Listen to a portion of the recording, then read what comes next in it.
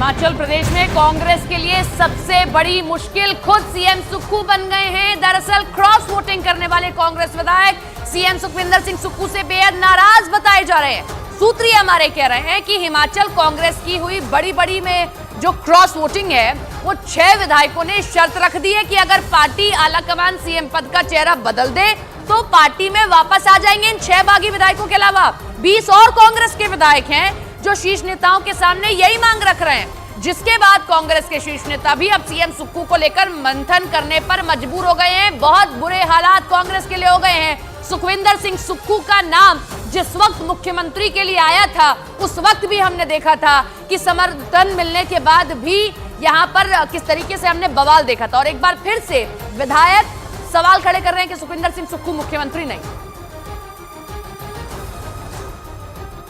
कांग्रेस के बागी विधायकों की शर्त ने कांग्रेस आला कमान के सामने सबसे बड़ी मुसीबत खड़ी कर दी है। सूत्र हमारे ये कह रहे हैं कि कांग्रेस के शीर्ष नेताओं ने इस पर मंथन शुरू कर दिया है। कांग्रेस में क्या कुछ चल रहा है, शुरू कहां से हुआ, समझा देते हैं आपको। ग्राफिक्स के जरिए एक लाइन में समझाते हैं कि कैसे ये चीजें सामने आ रही है। नाराज विधायकों को अपने पाले में वापस लाने के लिए कांग्रेस आलाकमान मुख्यमंत्री बदलने पर विचार कर रहा है, क्योंकि ये सबसे बड़ी शर्त है बागी विधायकों की। लेकिन इतने बड़े फैसले से पहले कांग्रेस का शीर्ष नेतृत्व सभी नाराज विधायकों से संपर्क करके आश्वस्त हो जाना चाहता है कि यही वजह है या कुछ और। इसके बाद जो अध्यक्ष है कांग्रेस के मल्लिकार्जुन खड़गे राहुल गांधी से चर्चा करके अंतिम फैसला लेंगे। कांग्रेस के मुताबिक विधायकों की नाराजगी सीएम सुक्खू से है, पार्टी से नहीं है। और इसीलिए जब नाराज विधायक हरियाणा के पंचकुला में मौजूद थे तब कांग्रेस आलाकमान ने भूपेंद्र सिंह हुड्डा से संपर्क किया है, हरियाणा कांग्रेस के सबसे बड़े चेहरा। इसके साथ ही हरियाणा के नेता और कर्नाटक के प्रभारी रणदीप सुरजेवाला और डीके शिव कुमार और तेलंगाना के सीएम रेवंत रेड्डी भी इनके संपर्क में हैं। अगर कांग्रेस के बागी विधायक मना लिए गए तो मुख्यमंत्री बदलने की सूरत में नए सीएम के विश्वास मत हासिल करने तक कांग्रेस विधायकों को एक जगह रखने का बंदोबस्त कर सकती है, यानी कि बाड़ेबंदी करेगी ताकि कोई छिटके नहीं। हिमाचल कांग्रेस के बागी विधायकों में शामिल राजेंद्र राणा जब पंचकुला में मौजूद थे तब हमने यानी कि न्यूज़ 18 इंडिया ने उनसे खास बातचीत की। पहले राजेंद्र राणा का ये बयान सुन लीजिए और उसके बाद हम आपको आगे की खबरें बताते हैं इससे जुड़ी। क्या कहेंगे आप पंचकुला हैं, चर्चाएं हो रही थी, बताइए। आप कांग्रेस छोड़ रहे हैं या छोड़ दी है? नहीं, ऐसा तो कुछ नहीं है, ऐसा कुछ नहीं है।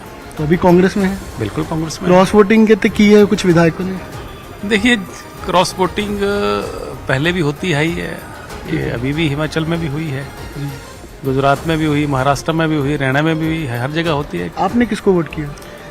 वोट सीक्रेट होता है, वोट बताया नहीं जाता है किसको दिया है। पार्टी लाइन तो, क्योंकि कांग्रेस को वोट नहीं किया।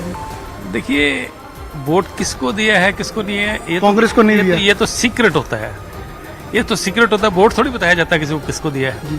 पर भाजपा के एक विधायक आपको लेके जा रहे हैं, भाजपा के कुछ विधायक हिमाचल के साथ थे। ये हमारी अपनी पर्सनल मीटिंग है, आपका बहुत बहुत धन्यवाद। किन के साथ ही? अब फ्लोर टेस्ट होगा राजेंद्र जी?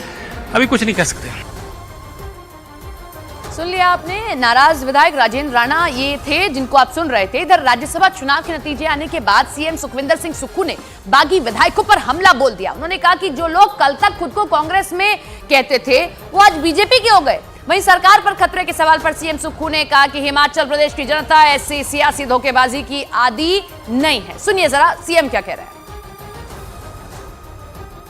तक कस्में जो लोग खाते थे, सुबह तक फिर कस्में खाते रहे, और जब अपना ईमान ही बेच दिया, जो विधायक चुनकर कांग्रेस के चुनाव चिन्ह पर आया वह 9 क्रॉस वोटिंग हुई है, जिसमें 3 तो आज़ाद उम्मीदवार हैं, उनके बारे में मैं कुछ नहीं कहना चाहूँगा। 6 जो उम्मीदवार चुनकर आए जिन्होंने अपना ईमान ही बेच दिया, वो भारतीय जनता पार्टी को उनके क्षेत्रों में हरा कर आए हैं, और यहाँ आकर वो पार्टी की जो अधिकृत उम्मीदवार हैं, वरिष्ठ अधिवक्ता, हमारे प्रसिद्ध अधिवक्ता, हिंदुस्तान के सबसे लीडिंग लॉयर, उनके खिलाफ उन्होंने वोट दिया। तो क्या लगता है आपको कि वो नाराजगी का वोट था?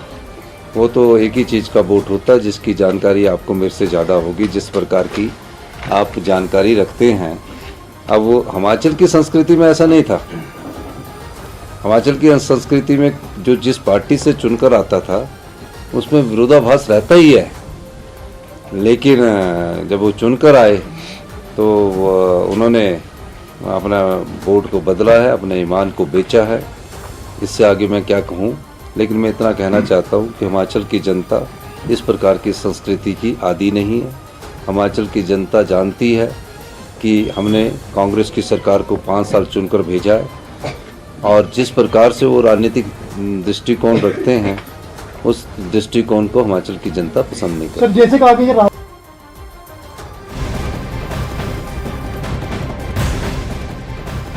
हिमाचल की जो परंपरा रही, सुखविंदर सिंह सुक्खू उसको समझा रहे हैं, लेकिन वो वहीं उतने चिंतित भी हैं क्योंकि उन्हीं के खिलाफ मोर्चा खोल दिया है सभी विधायकों ने। लेकिन राज्यसभा चुनाव के नतीजे आपको बता देते हैं, कल हुआ क्या। हिमाचल में राज्यसभा की 1 सीट के लिए हुए चुनाव में बीजेपी के हर्ष महाजन ने बाजी मार ली, जबकि बीजेपी की सरकार तक नहीं है वहां पर। कांग्रेस के अभिषेक मनु सिंघवी को हार का सामना करना पड़ गया, जबकि कांग्रेस की सरकार है। किस्मत ने हर्ष महाजन का साथ दे दिया। कैसे? दोनों नेताओं को 34-34 वोट मिल जाते हैं, यानी कि टाई हो जाता है। अब इसके बाद क्या होता है, पर्ची लकी ड्रॉ खोला जाता है और जिसमें नाम आ जाता है पर्ची में हर्ष महाजन का। हिमाचल प्रदेश में विधानसभा के सदस्यों की संख्या है 68, जिसमें बहुमत के लिए आपको चाहिए 35 वोट, लेकिन दोनों ही उम्मीदवारों को 34-34 वोट मिल गए, जिसके बाद उनकी हार जीत का फैसला पर्ची पर लिखे नाम के जरिए किया गया। इसके साथ ही बीजेपी ने हिमाचल प्रदेश में असंभव सी दिखने वाली जीत को भी हकीकत में तब्दील कर दिया। तो हिमाचल प्रदेश में हुए राज्यसभा चुनाव में कौन जीता, किसकी वजह से जीता, ये सब कुछ हम आपको बता रहे हैं। देखिए टीवी स्क्रीन पर आपके आंकड़े हैं। हर्ष महाजन जीत जाते हैं, 34 वोट मिले, 34 ही अभिषेक मनु सिंघवी को मिले। 25 तो हैं बीजेपी के, लेकिन 6 ने कर दी क्रॉस वोटिंग कांग्रेस के और 3 निर्दलीय भी आ गए। तो इस तरीके से इनके पास 34 हो गए। अब जो अभिषेक मनु सिंघवी हैं, वो देखिए उनके पास में 34 वोट तो आए, 40 के 40 वोट यूं तो आने चाहिए थे, जो परंपरा रहती है राज्यसभा के चुनाव में अगर आपकी सरकार है राज्य के अंदर। लेकिन यहां 6 जो वोट हैं वो हो गई क्रॉस वोटिंग और इसी में अभिषेक मनु सिंघवी हार जाते हैं। ये हम आपको ग्राफिक्स दिखा रहे हैं। अब मैं आपको एक बार समझा देती हूँ। हर्ष महाजन कल जो जीत जाते हैं बीजेपी के उम्मीदवार, 25 तो हैं बीजेपी के विधायक, तो ये तो मिलने ही थे। 6 ये विधायक हैं, ये क्रॉस वोटिंग कर देते हैं, ये होते हैं कांग्रेस के विधायक, और 3 निर्दलीय होते हैं, ये भी क्रॉस वोटिंग कर देते हैं और इसी तरीके से इनका आंकड़ा 34 पहुंच जाता है। अब आते हैं अभिषेक मनु सिंघवी पर, जिनकी जीत लगभग तय मानी जा रही थी चुनाव से पहले, क्योंकि सरकार इन्हीं की है, लेकिन ये हार जाते हैं। कैसे? 40 इनको मिलने चाहिए थे परंपरागत तौर पर, लेकिन ये नहीं मिले, क्योंकि इसमें से 6 वोट जो हैं क्रॉस वोटिंग करके उधर चले जाते हैं और इनके पास भी 34 आते हैं। अब ऐसी स्थिति में क्या होता है, पर्ची खोली जाती है और पर्ची खोली गई तो पर्ची में नाम निकल गया बीजेपी के उम्मीदवार हर्ष महाजन का और इनका कमल खिल गया और जो जीत असंभव थी इनके लिए, वो जीत इनके लिए तय हो गई। तो ये हमने आपको आंकड़ा बताया, लेकिन अपनी जीत पर बीजेपी उम्मीदवार हर्ष महाजन ने कहा कि कांग्रेस के बागी विधायक सीएम सुक्खू से नाराज थे, उन्होंने बोलकर क्रॉस वोटिंग किया। हर्ष महाजन ने कहा कि उनकी जीत उनकी पार्टी की जीत है और सुक्खू सरकार की नाकामियों की हार है।